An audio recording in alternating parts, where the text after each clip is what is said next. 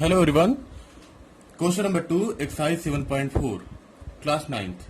In figure, side AB and AC of triangle ABC are extended to point P and Q.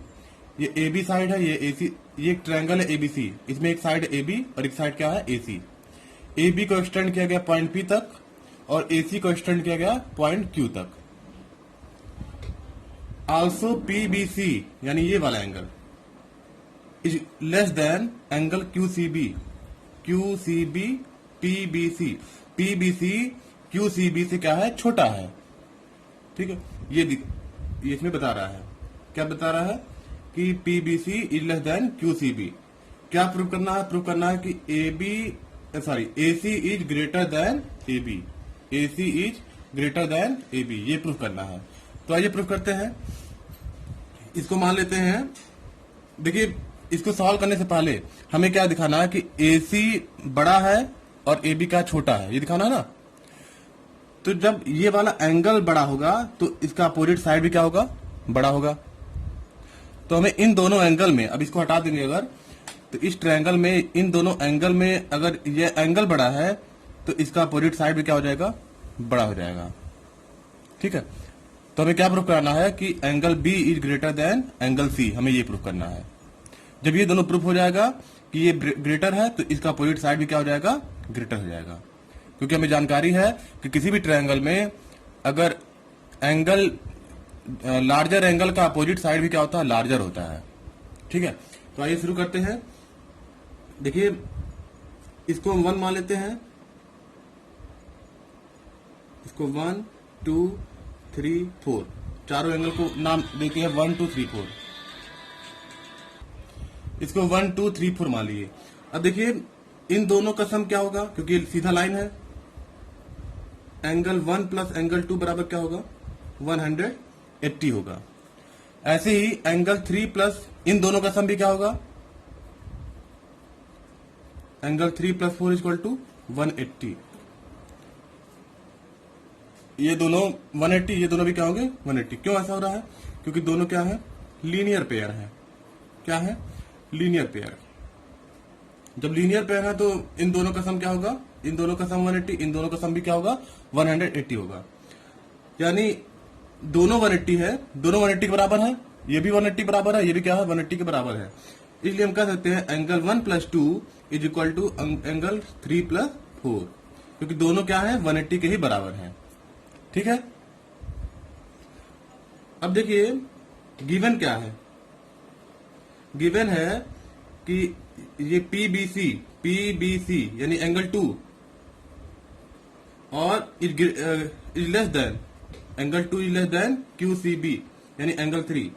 Angle 2 is less than angle 3. क्यों?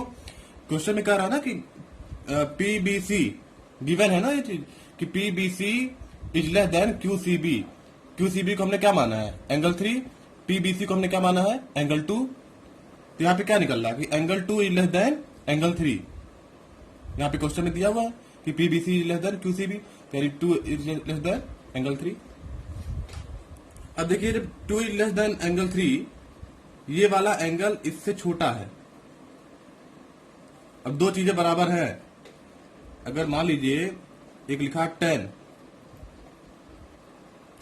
जैसे देखिए इन दोनों में 10 plus 9 19, 7 plus 12 19, इन दोनों में 19 आ रहा है. अब देखिए, जब फर्स्ट टर्म इस वाले से क्या है, ज्यादा है. ये वाला टर्म इस वाले से ज्यादा है. दो चीजें बराबर हैं. फर्स्ट टर्म दोनों के क्या है, दोनों में ये वाला टर्म क्या है, 7 से ज्यादा है. तो अगर फर्स्ट वाला इस वाले का फर्स्ट ज्यादा है तो इस वाले का सेकंड क्या होगा, इससे छोटा होगा. समझ में आ रहा? जैसे यहाँ पे 10 7 से क्या है, ज्यादा है, तो 9 क्या हो जाएगा, 12 से छोटा हो जाएगा. समझ में आ रहा? वैसे सेम चीज, जैसे यहाँ पे 2 क्या है, 3 से छोटा है, तो 1 ऑटोमेटिक क्या हो जाएगा, 4 से बड़ा हो जाएगा. क्योंकि अगर दो इक्वल चीजें हैं, एक क्वांटिटी मान लीजिए एक ये वाला इससे बड़ा निकल रहा है तो दूसरा वाले क्या हो जाएगा, दूसरे वाले से छोटा हो जाएगा. ऐसे एक और एग्जांपल लेते हैं. 3 प्लस 4 इज इक्वल टू, हमारे लिखे 4 प्लस 3, दोनों का आंसर 7 आ रहा है, दोनों बराबर है।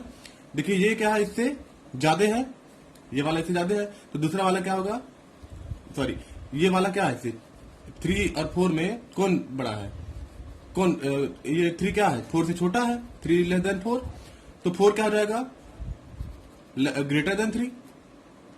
मतलब एक टर्म अगर बड़ा है तो दूसरा टर्म क्या हो जाएगा, छोटा हो जाएगा, या एक टर्म छोटा है तो दूसरा टर्म क्या हो जाएगा, बड़ा हो जाएगा।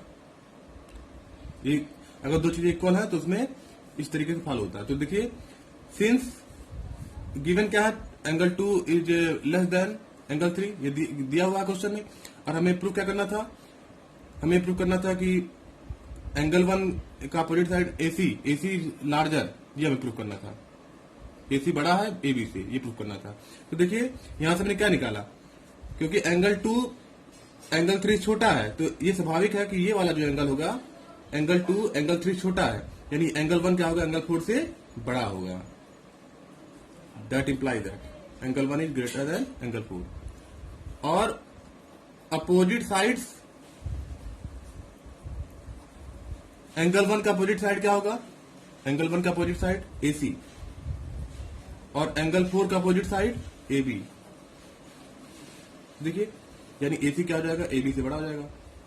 Opposite side of larger angle is longer, या हाँ लॉन्गर बोल सकते हैं इसको। आपका ये जो थ्योरम था, जो पहले आपको मैंने रूल बताया था कि अगर एंगल बड़ा है तो उसका अपोजिट साइड भी क्या होगा, बड़ा होगा। इस हिसाब से क्या हो जाएगा, AC ग्रेटर देन AB, जो हमें प्रूफ करना था। तो हमने क्या किया, पहले इन दोनों का हमने पहले क्या किया, इनका नेम रख दिया। एंगल PBC को 2, एंगल ABC को 1, 1 2 3 4, चारों एंगल का नाम रख दिया, पहला स्टेप। दूसरे स्टेप में हमने क्या किया कि प्रूफ में क्या करना था कि प्रूफ में स्टार्ट किए, तो इन दोनों का सम 180, इन दोनों का सम भी 180।